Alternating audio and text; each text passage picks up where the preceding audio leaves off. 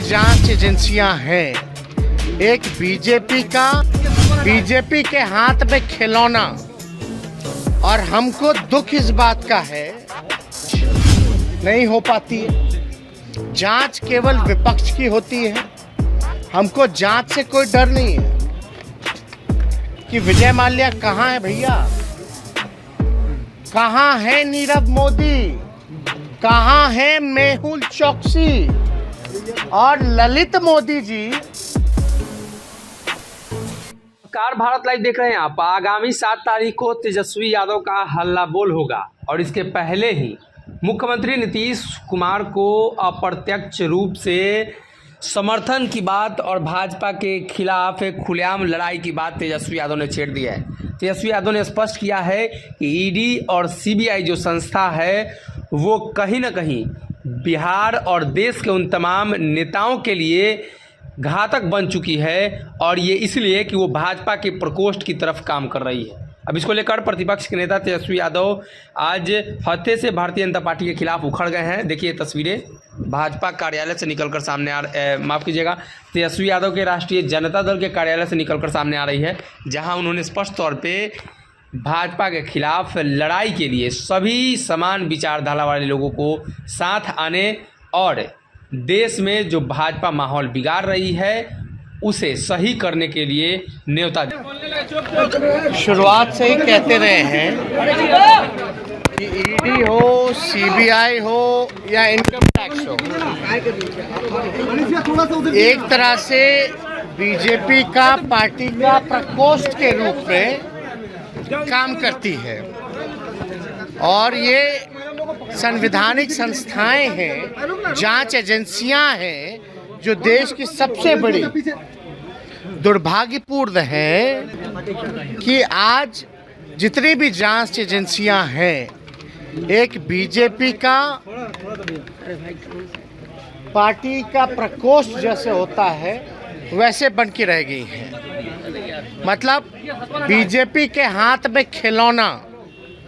और हमको दुख इस बात का है कि जितने लोग भी जांच एजेंसी में हैं,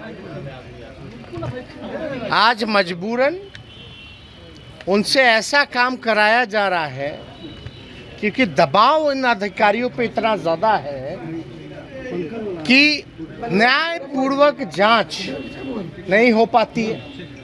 जांच केवल विपक्ष की होती है। हमको जांच से कोई डर नहीं है, लेकिन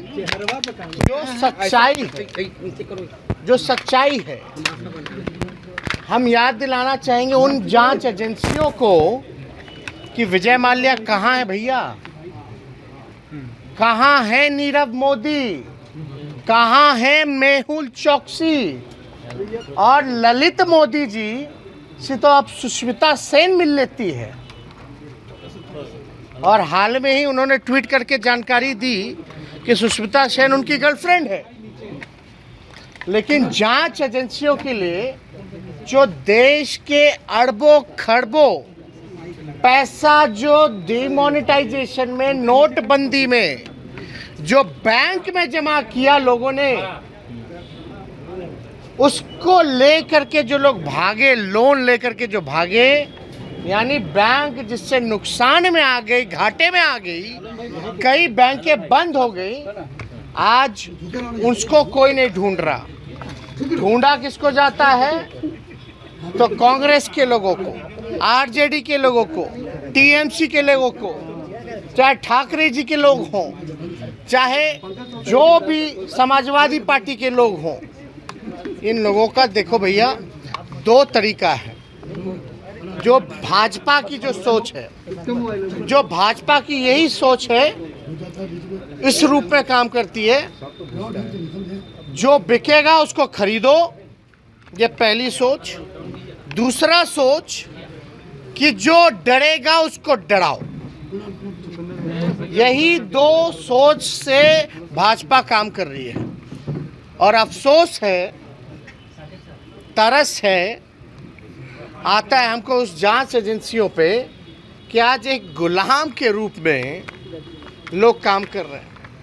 और मैं दावे के साथ कह सकता हूँ कि जो जांच अधिकारी इन सारी चीज़ों में लिप्त है, जो विपक्षी नेताओं के यहाँ झूठा मुकदमा करके फंसाने का काम करते हैं, तुरंत हो जाता है।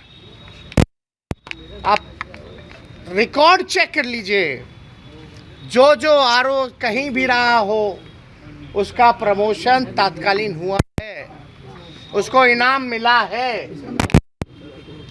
चिंता इस बात की करनी चाहिए कि जो लोग कहते थे कि नोटबंदी के बाद भ्रष्टाचार के शासन में भ्रष्टाचार बढ़ा है, बेचा जा रहा है, और आतंकवादी घटनाएं बिहार जैसी धरती पर जो है लोकपी के लोग देश को नहीं चला रहे, ये देश को आगे नहीं बढ़ा रहे, ये आरएसएस के एजेंडे पर मनुस्मृति को लागू करना चाहते हैं, जो कि और देश में जो जहर जो बोया जा रहा है, यानी असल मुद्दे पे चर्चा ना हो, आज बेरोजगारी पे बात ना हो, आज महंगाई पे बात ना हो, किसान पे बात ना हो, नौजवान पे बात ना हो, शिक्षा स्वास्थ्य पे बात ना हो। आप जैसे जो पत्रकार हैं, नौजवान हैं, पढ़े लिखे हैं, आज दिन रात मेहनत करके यहाँ हैं, कितना कमा लेते हैं? 15,000? कितना खर्च होता है आपका? कितना खर्चा है? कुछ नहीं बचता आप लोगों के पास। जब आप लोग जो मिडिल क्लास फैमिली है या लोअर मिडिल क्लास फैमिली है, उसकी स्थिति ये हालत है महंगाई में, तो जो ज़मीनी स्तर पे जो गरीब गुरबा है, आप कल्पना कीजिए कि उसकी क्या स्थिति होगी, उसका घर कैसे चलता होगा।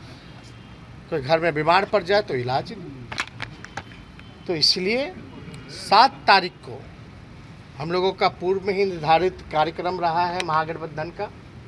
बेरोजगारी, महंगाई, सुखाड़, बाढ़, भ्रष्टाचार, इन सभी जो रियल मुद्दे हैं, असल मुद्दे हैं, इसको लेकर के हम लोग मजबूती के साथ जो जन सरोकार के जो मुद्दे हैं इसको लेकर के हम लोग उठाएंगे। और ये अति हो चुका है ना, देश में जो माहौल बनाया जा रहा है जाती है, और हम लोग उम्मीद भी क्या कर सकते हैं इन लोगों से, तो यही उम्मीद की जा सकती है। अब कोई मतलब कि ठीक है, पॉलिटिकल वेंडेटा तो है ही है, लेकिन जब अटल जी अडवाणी जी होते तो एक शिष्टाचार भी होता था। भले विपक्ष होता था, उस समय भी सत्ता होती थी, लेकिन इस तरह से किसी को अपना दुश्मन बना करके टारगेट नहीं किया जाता था। आज या तो आप गुलाम बनिए या तो आप लड़ करके मरिए। कुछ लोग डरने वाले डरते हैं, बिकने वाले लोग बिकते हैं, लेकिन राष्ट्रीय जनता दल का हर एक सिपाही इनके डराने से और इनके खरीदने से बिकने वाला नहीं है, डरने वाला नहीं है। हम लोग लड़ना पसंद करेंगे, लड़ के मरना पसंद करेंगे, लेकिन अपनी जो विचारधारा है सामाजिक न्याय और धर्मनिरपेक्षता की, और ये जो देश बनाना चाहते हैं, जो गुलाम बनाना चाहते हैं, वो हम लोग बनने के लिए बिल्कुल तैयार नहीं है। हम लड़ेंगे, आखिरी दम तक लड़ेंगे, और जनता का साथ मिलेगा। और अकेले हवा निकल ना गया था इन लोगों का। इन लोगों बताइए, आज तक भाजपा अकेले नहीं लड़ पाई। कूद के कोई नेता आता है, जाता है, आता है, जाता है, लेकिन हिम्मत देखिए, है ही नहीं, जिगर नहीं है। फलना तक ये हमारे नेता रहेंगे, चिल्ला तक ये हमारे नेता रहेंगे। अरे लड़ो ना अकेले, हाँ क्या मजबूरी है, लड़ो।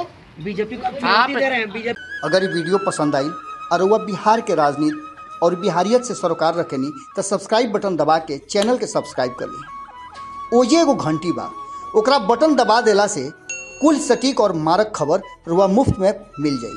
अगर रुआ पत्रकारिता के हमनी के नया प्रयोग में सहयोग कर चाहतानी तो ज्वाइन बटन दबा दी। पेटीएम नंबर नोट कर ली 9386 816-700। धन्यवाद।